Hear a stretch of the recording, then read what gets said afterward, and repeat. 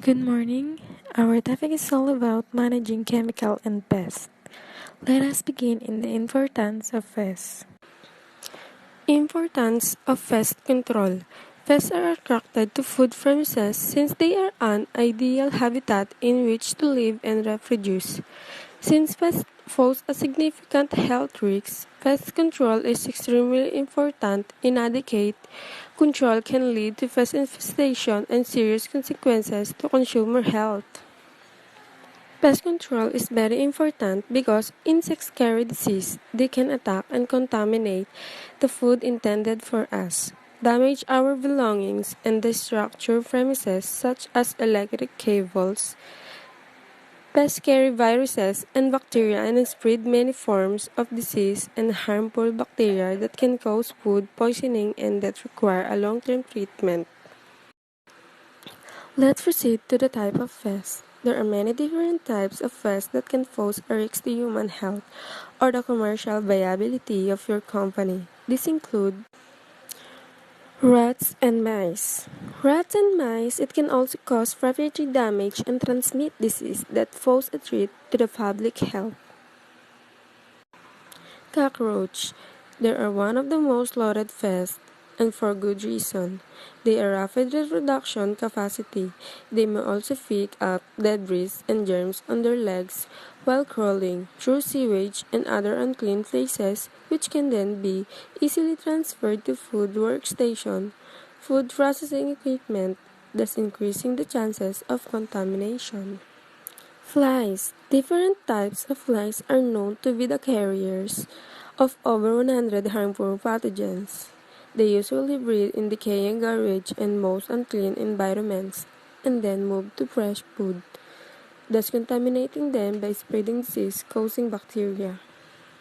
Any stored product pests like ladder beetles, weevils, floor moths, reptiles like lizards, birds, animals attracted by pests, notably cats and dogs. Let's proceed to the habitats of pests. Pests require certain conditions to survive and reproduce. Like humans, they also need security, shelter, food, water. As a food safety manager, you must understand what conditions allow pests to survive and reproduce. If you aren't fully aware of what these circumstances are, your business will suffer contamination and loss that may make the business no longer sustainable. Let's proceed to the prevention. Once pests have entered your factory, it is difficult to control and totally eliminate them. Particularly if there is an infestation, you must prevent their invading your factory or facility. Preventing any and all ingression of pests will be commercially more cost-effective than continually eliminating pest infestation. How can we prevent pest control? Remove any source of food, water, or shelter. Store items in safe and enclosed containers. Dispose of garbage regularly with a tightly closed lid. Reduce clutter or areas where pests can hide. Seal and close of any cracks or holes to eliminate outside entry. Good hygiene practices.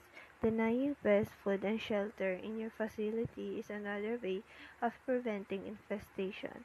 This can be achieved by practicing good hygiene practices, effective cleaning, and proper waste disposal. By using good hygiene practices, your staff is removing the food and shelter pests need to survive. For good hygiene practices is keeping the food safe, well covered, and stored in containers to avoid the food in any bacteria that can cause contamination. By following the good hygiene practice, keep the factory clean, have proper waste control, be sure food in preparation areas is kept covered, clean spillages quickly and effectively.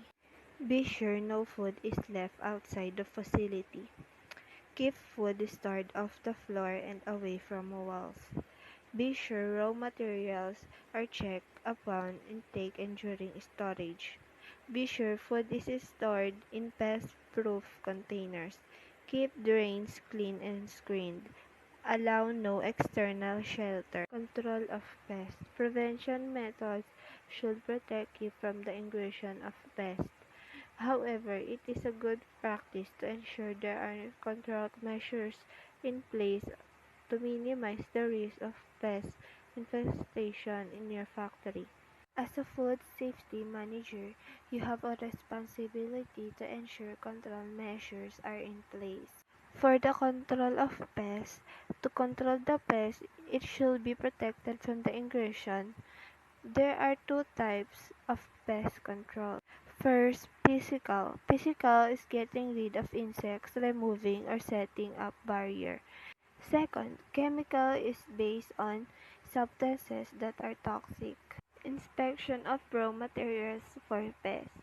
An area of concern in the integration of pests by way of raw materials.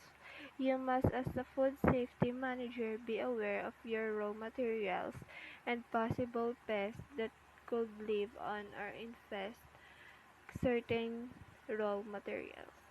System should be in place always to inspect the raw materials including packaging delivered to the factory. If specific products are known to be subject to invasion or contamination by certain kind of pest, it is a good manufacturing practice to know your supplier's pest control system. For this, it should be inspected like the place, materials, packaging, and the factory to avoid the damages or pests that can be affected in your supplier and to your business.